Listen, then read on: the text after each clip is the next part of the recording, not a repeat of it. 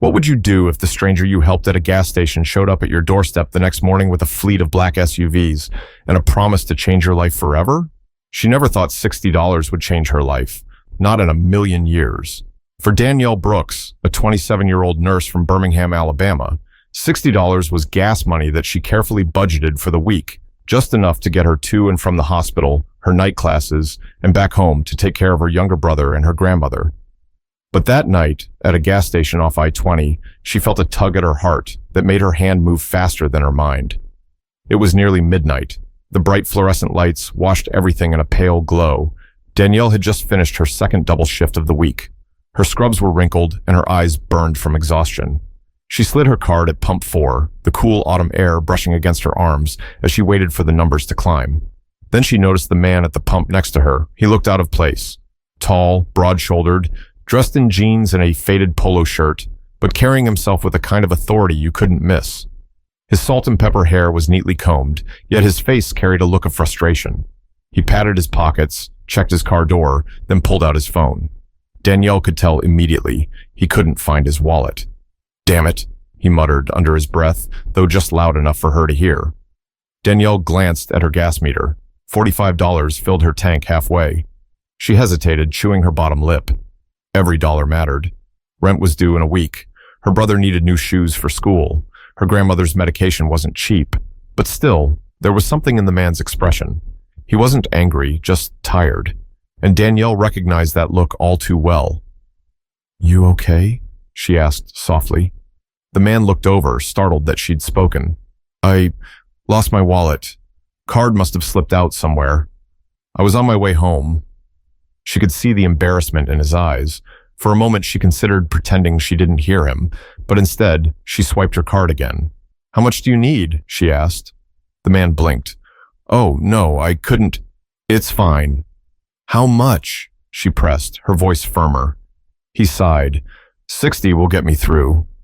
Danielle punched in the numbers before she could change her mind. The machine beeped, the pump clicked, and gas started to flow into his car. The man stared at her, stunned. "You don't even know me," he said. Danielle shrugged, trying to sound casual, though her stomach tightened. "You looked like you needed help. And I've been there before. Don't worry about it." He opened his mouth as if to argue, then closed it again. Instead, he extended his hand. "William," he said quietly. "Danielle." She gave his hand a brief shake, her own hand rough from countless hours of washing and sanitizing at the hospital. "I'll pay you back," William insisted. "Don't worry about it," Danielle replied, cutting him off. She offered a tired smile, then turned back to her car. "Safe travels." Her pump clicked, signaling her tank was full. Danielle replaced the nozzle, slid back into her old Honda Civic, and drove away without another glance. To her, it was just another small act of kindness. To him, it meant something far greater. As she merged back onto the highway, Danielle hummed softly to herself, trying to stay awake. She didn't even notice the sleek black SUV parked across the street, headlights off, watching the entire exchange. But that was only the beginning. Because the next morning, Danielle's quiet street would look nothing like it did when she left for work. Danielle pulled into the narrow driveway of the small brick house she shared with her family. The street was quiet. Most of the neighbors were already asleep, porch lights flickering or turned off completely. She parked her car carefully, making sure not to scrape the faded fence her grandfather had built decades earlier. The Honda's engine ticked as it cooled, and she let out a deep sigh before gathering her bag and heading inside. Her grandmother, Louise Brooks, was sitting at the kitchen table, a half-finished crossword puzzle in front of her, and her glasses low on her nose. The soft hum of the refrigerator was the only sound in the room. "You're late again, baby," Louise said gently, without looking up. "Double shift," Danielle replied, placing a kiss on her grandmother's forehead. She poured herself a glass of water, her hands trembling from fatigue. Louise studied her granddaughter for a moment, her eyes soft but concerned. "You can't keep running yourself down like this. You're young, but you're not made of steel." Danielle smiled faintly. "I'll rest this weekend. I promise." Just then, her younger brother, Caleb, padded into the room, rubbing his eyes. At 15, he was growing fast, taller than Danielle already, though still carrying the clumsy limbs of a teenager. "Hey, Danny," he said sleepily. "Coach says I need new cleats before the next game. Mine are falling apart." Danielle's chest tightened. cleats, shoes, another expense on the endless list. She glanced at her grandmother, who kept her eyes on the crossword. Danielle forced a smile. "We'll figure it out, okay?" "Don't worry about it," Caleb grinned, trusting her completely, before shuffling back to bed. Danielle sat down at the table, staring at the chipped linoleum floor. She wanted so badly to give her brother a normal teenage life, football games, college tours, freedom from worry, but instead, he carried the weight of their situation more than he should. Their father had left years ago, their mother passed from cancer, and Danielle had stepped into the role of parent long before she was ready. She rubbed her temples. Her paycheck barely stretched as it was.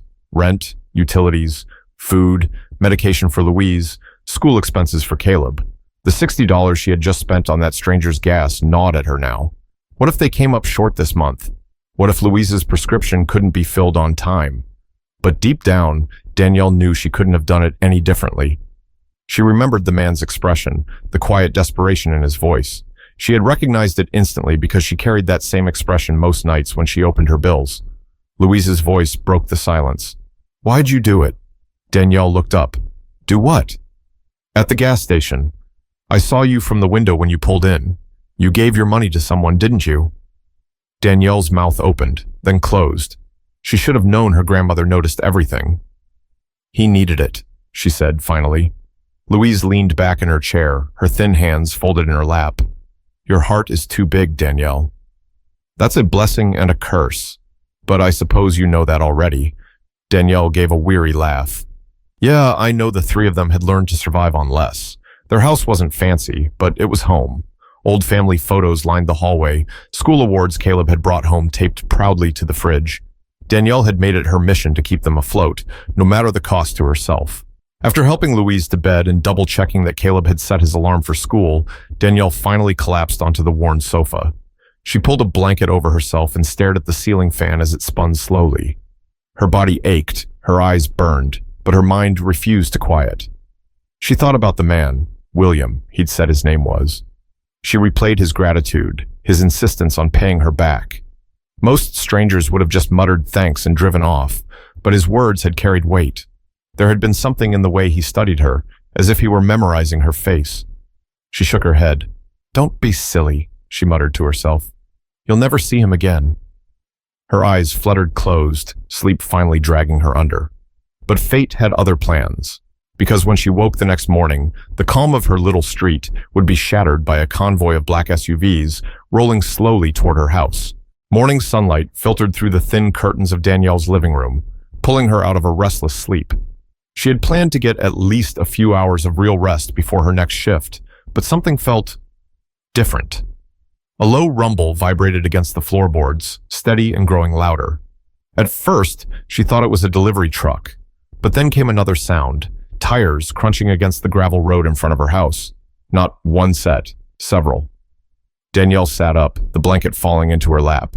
Caleb came stumbling out of his room, phone in hand. Danny? You might want to see this." She moved to the window and pulled back the curtain just enough to peek outside. Her heart skipped. A line of glossy black SUVs was crawling down their narrow street, one after the other, windows tinted dark. The convoy looked so out of place in their modest Birmingham neighborhood that even the mailman stopped at the corner, gawking. "What in the world?" Danielle whispered. Neighbors emerged onto porches, some clutching coffee mugs, others pulling out their phones to record. Louise shuffled in from the kitchen, leaning on her cane. Her brows furrowed as she caught sight of the vehicles. Lord have mercy. What's going on out there? The lead SUV slowed to a stop directly in front of their house. Engines hummed low as doors swung open. Men in dark suits stepped out, scanning the street with practiced precision. Sunglasses, earpieces, rigid posture. Caleb's jaw dropped. "Are we in trouble?" he asked, his voice cracking. Danielle's pulse raced. "I don't know." One of the suited men approached the front door, his shoes crunching against the gravel path. Danielle's stomach twisted as he raised his hand and knocked firmly. The sound echoed through the small house. "Don't open it," Louise said sharply, her protective instincts kicking in, but the man's voice was calm, authoritative. "Miss Brooks, we need a moment of your time." Danielle's palms were damp. She glanced at Caleb, then Louise. Their faces mirrored her own confusion. Against her better judgment, she unlocked the door and cracked it open just an inch. "Yes?" she asked cautiously. Behind the suited man stood someone she recognized instantly, the man from the gas station, William. He was no longer in faded jeans and a polo. He wore a tailored navy suit, crisp white shirt, and polished shoes. He looked completely different, yet unmistakable. The fatigue she'd seen in his eyes the night before was gone, replaced by quiet confidence. He stepped forward, offering a small smile. "Good morning, Danielle," he said. His voice was steady, yet almost warm. Danielle blinked, struggling to process. What is all this?" "I owe you a proper thank you," William replied simply. Her mind scrambled. "For gas? You showed up at my house with all of this for gas?" Behind her, Caleb muttered under his breath, "Danny, he's like, rich. Louise crossed her arms. "And what does a man like you want with my granddaughter?" William met her gaze respectfully. "Ma'am, last night your granddaughter helped me when she had no reason to. I'm here because I don't take that lightly." The street outside buzzed with whispered speculation. Neighbors stood in clusters, phones aimed at Danielle's house. A few kids even cheered as another SUV door opened and more men stepped out. It looked like something straight out of a movie, except it was happening on their little street, right in front of them. Danielle's voice wavered. "This doesn't make sense. You could have just sent a card or paid me back. Why this?" William's smile deepened, though not arrogantly. "Because you treated me like a person, not a name. And sometimes that deserves more than a card." He gestured toward the sidewalk. "May I come in?" "Just for a few minutes. I'd like to talk without the cameras out here." Danielle hesitated. Every instinct screamed that this was unreal, too much, too fast. But William's eyes held hers steadily, and something about his presence disarmed her. She finally opened the door wider. "All right." But just for a few minutes, William stepped inside, the air shifting as he entered their modest living room.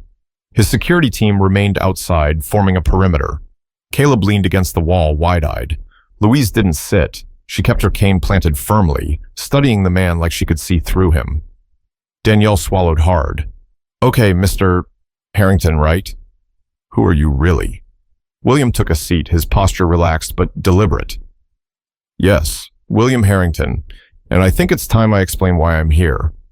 But what he was about to reveal would leave Danielle speechless and set in motion a chain of events she could never have imagined. The silence in the living room stretched uncomfortably. The old ceiling fan creaked above them, spinning lazily as Danielle stared at the man who, just 12 hours earlier, had looked like an ordinary stranger stranded at a gas pump. Now he sat in her grandmother's living room with the poise of someone who commanded entire boardrooms. William folded his hands together, his expensive watch glinting under the weak light. "You asked who I am. I'll be honest with you. My name is William Harrington. I own a few businesses, technology, logistics, some real estate. That's not important. What matters is, last night you treated me like a man, not like a figure." Danielle blinked. "Businesses?" Caleb let out a short laugh. "A few. I just Googled him, Danny. This dude's worth like billions." Danielle shot him a look. "Caleb?" But William chuckled softly. "He's not wrong.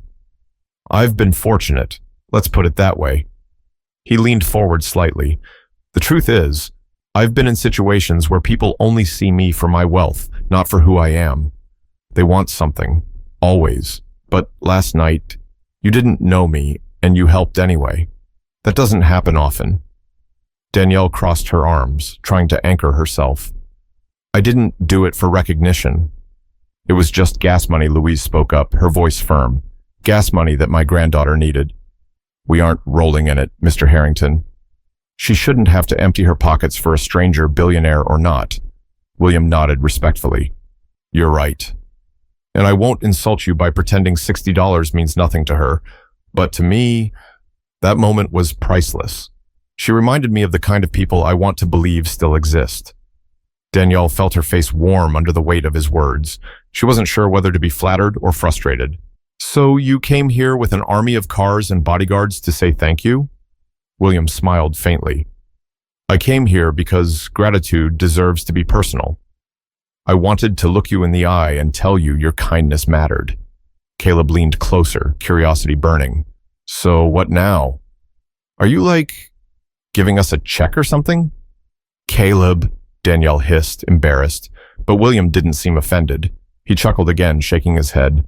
Not a check. I don't throw money at people. That's lazy. What I want to offer you is something more meaningful. Danielle frowned. What does that mean? William's expression softened, almost vulnerable. Tell me about yourself. Why were you at that gas station at midnight, exhausted, still willing to help someone else? Danielle hesitated, glancing at her grandmother and brother. Louise gave her a small nod, as if to say, tell him. So she did. She told William about her nursing shifts at UAB Hospital, about covering for coworkers when she could barely stand, about night classes she squeezed in because she dreamed of becoming a nurse practitioner. She spoke about Caleb, about wanting him to have opportunities she never had, and about her grandmother's health and the financial strain that came with it. By the time she finished, William sat back, visibly moved. You carry so much, and yet you still found room to help a stranger. Danielle shifted uncomfortably, brushing away his praise. I'm not special. I just try to do the right thing. That's exactly why you are special, William said quietly. Louise cleared her throat. So what is it you're really offering, Mr. Harrington? William's eyes returned to Danielle. I'd like to give you a choice. I can step out that door and you'll never see me again. Or I can open a door for you, one you never thought you'd walk through, a chance to change your life in ways you may not even imagine yet. The words hung in the air, heavy and electrifying. Caleb's eyes were wide, his teenage brain already picturing new shoes, a better house, maybe even a car that wasn't falling apart. Louise's expression remained guarded, cautious, as if weighing the cost behind William's polished words. Danielle's throat felt tight. Part of her wanted to laugh. This was insane. Billionaires didn't just show up at your house because you paid for their gas. But another part of her, deep inside, whispered that maybe this was the break she had prayed for in those long, sleepless nights. She exhaled slowly. What kind of door? William's lips curved into a small smile. That depends on what you're ready to walk through. But before Danielle could press him for details, William made an offer that would force her to confront every fear, every doubt, and every hope she'd ever carried. William leaned forward, resting his forearms on his knees, his voice dropping low enough that it felt like the room itself leaned in to hear. You said last night you've been where I was, stuck, helpless, not knowing how to get through the moment. That honesty stayed with me. So here's what I'm offering. I want to give you options. A scholarship to finish your degree, resources to make sure your brother never has to worry about school supplies or cleats, and healthcare coverage so your grandmother doesn't have to choose between medicine and groceries. That's the starting point. Danielle blinked rapidly, her breath catching. You're... what? No, I can't accept that. I don't even know you. William held her gaze. You know enough. You know I'm someone you helped when you didn't have to. That's more than most people know about me. And this isn't charity. It's balance. Balance? She repeated, almost scoffing. Yes, you gave me dignity when you didn't know who I was. I want to return the gesture in a way that has weight. Caleb practically bounced on the couch. Danny, this is insane. Do you realize what he's saying? You could finish school without loans. I could actually play ball without worrying about money. Grandma wouldn't have to. His words trailed off as he caught Danielle's look of warning. Louise, however, leaned on her cane and stepped closer. Her eyes, sharp despite her age, locked on to William. Generosity is one thing. Ownership is another. What exactly do you expect from her in return? The room went still. William didn't flinch. Respectfully, ma'am, nothing. I don't make investments in people expecting repayment. I do it because sometimes life hands us rare moments where we can change a trajectory. This feels like one of those moments. Danielle shook her head, trying to ground herself. Do you have any idea how crazy this sounds? Some billionaire shows up at my house overnight and tells me he wants to change my life because I bought him gas? It doesn't happen in the real world. William gave her a measured smile. And yet, here I am, sitting in your living room. She looked down at her hands, fighting the war inside her. The nurse in her, the caretaker, the the realist. She wanted to push it all away. Nothing came free. Accepting his offer would mean opening a door she couldn't control, walking into a world she didn't understand. But then she saw Caleb, eyes bright with possibility, and Louise, weary but hopeful, and her chest tightened. "What if this backfires?" she whispered, more to herself than to him. "Then you walk away," William replied simply. "No contract. No strings. Just walk away." Louise raised a brow. "People like you don't just walk away." William met her gaze again, unshaken. "I do." The sincerity in his tone unnerved Danielle more than arrogance ever could. She wanted to challenge him, to poke holes in his story, but there weren't any. He was offering her exactly what she'd been praying for, without conditions, without hidden terms. She swallowed hard. "Why me?" William's answer came without hesitation. "Because last night, when I was just another tired man at a pump, you saw me. No one else did. That tells me something about your character. And I believe character deserves a chance." For a long moment, Danielle said nothing. The clock ticked softly in the background. Caleb fidgeted, Louise studied William like he was a puzzle, and Danielle tried to quiet the storm in her chest.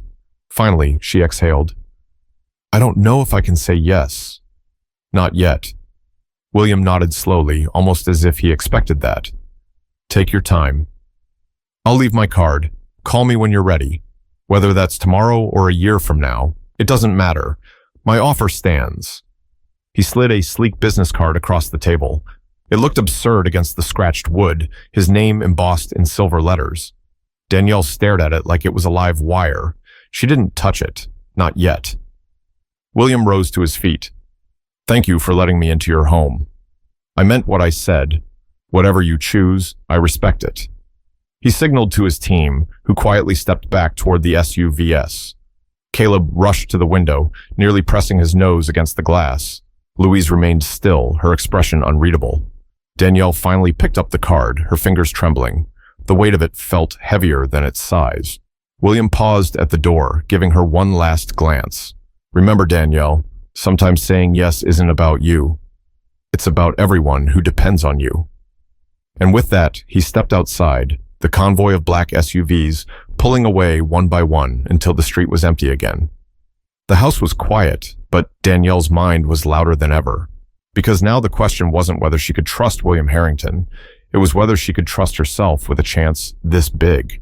For the rest of that day, Danielle could barely focus.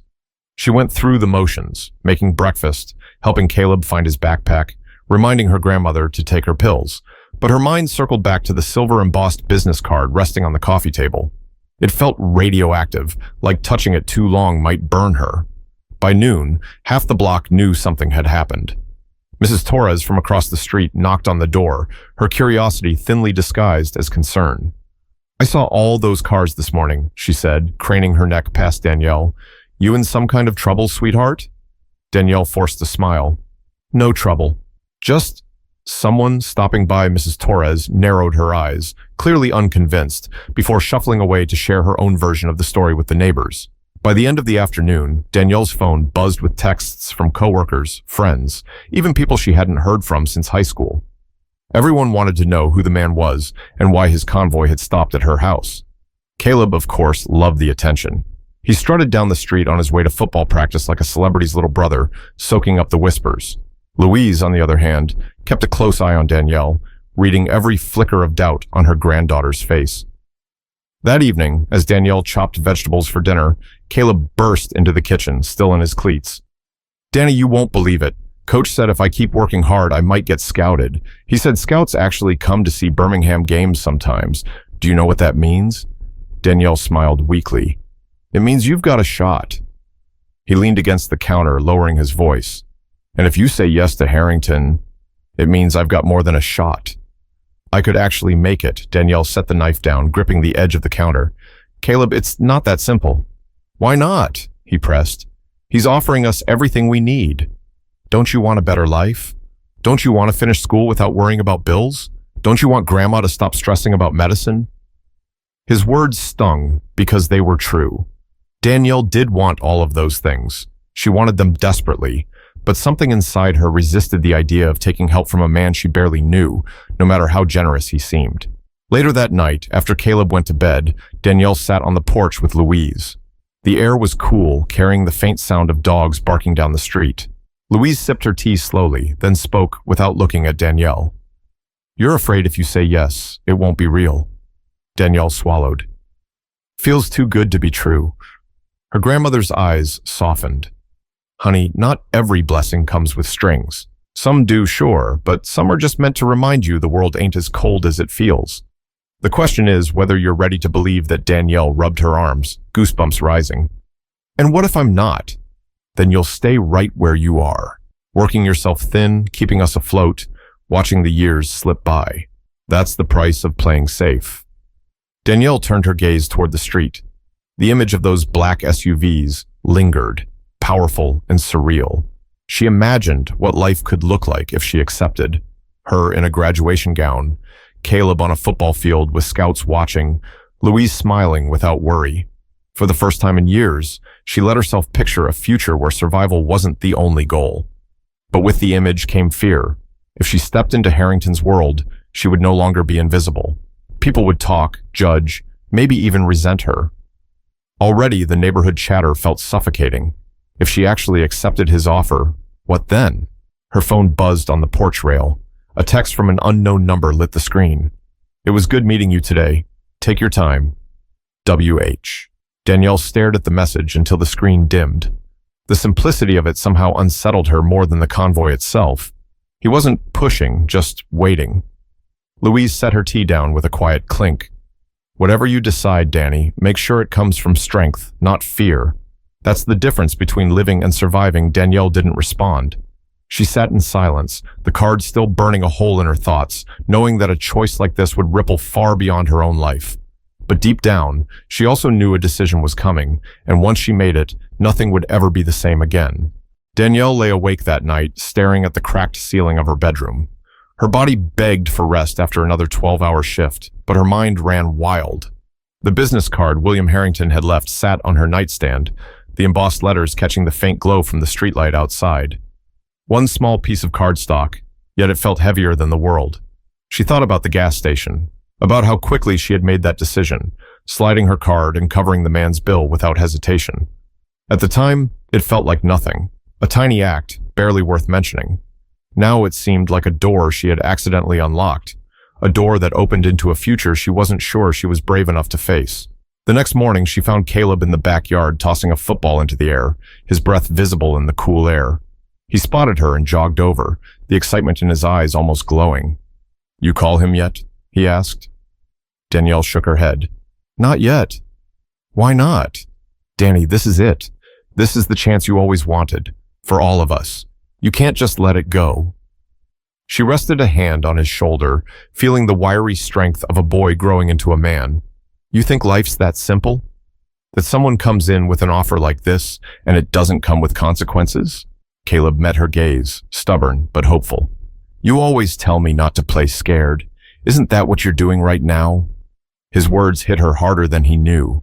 She pressed her lips together and turned back toward the house, her chest heavy. Inside, Louise sat at the table, her crossword puzzle half finished. She looked up as Danielle walked in. "You're chewing on something," she said knowingly. "I don't know what to do," Danielle admitted, sinking into the chair across from her. Louise leaned forward, her frail hands folded. "Baby, life will always give you reasons to say no. Fear, pride, doubt, they'll always be there. But sometimes you've got to ask yourself what kind of story you want to tell when you're old like me. Do you want to say you kept your head down and survived? Or do you want to say you took a risk and gave your family something better?" Danielle's eyes burned with unshed tears. "I'm scared, Grandma." Louise reached across the table, squeezing her hand. "That's how you know it matters." Hours later, Danielle found herself sitting in her car in the hospital parking lot, staring at William's number on her phone. Her thumb hovered over the call button. She imagined his voice, calm and steady, telling her she'd made the right choice. She imagined Caleb in new cleats, Louise with medicine paid for months ahead, herself walking across a graduation stage without debt dragging at her ankles. Finally, she pressed the button.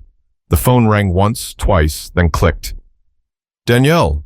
William's voice came through, warm and genuine, as though he had been waiting for her call all along. "I was hoping you'd reach out." Her throat tightened. "I don't know what's going to happen, but I want to try." There was a pause, followed by the faintest smile in his tone. That's all I needed to hear. In that moment, the weight she had been carrying for years shifted just slightly, not gone, but lighter. She didn't know what tomorrow would bring or how her life might change, but she knew one thing: her act of kindness hadn't been wasted. It had been seen. Weeks later, Danielle sat in a classroom, her textbooks paid for, her tuition handled. Caleb sprinted across the football field in brand new cleats, his laughter ringing louder than it had in years. Louise smiled wider, her medicine cabinet finally full. For the first time in a long time, hope lived under their roof, and Danielle carried the lesson with her every step forward. You never know how far a small kindness can reach. Sometimes it's a handshake at a gas pump, sometimes it's $60, sometimes it's the start of a new life. So the next time you see someone in need, remember Danielle's story. Remember that your smallest act could be the turning point in someone else's journey, or even your own. If this story moved you, don't just let it pass. Share it. Talk about it. And if you'd like to hear more true-to-life stories that remind us of the power of kindness, make sure you subscribe, because one story can change the way we see the world.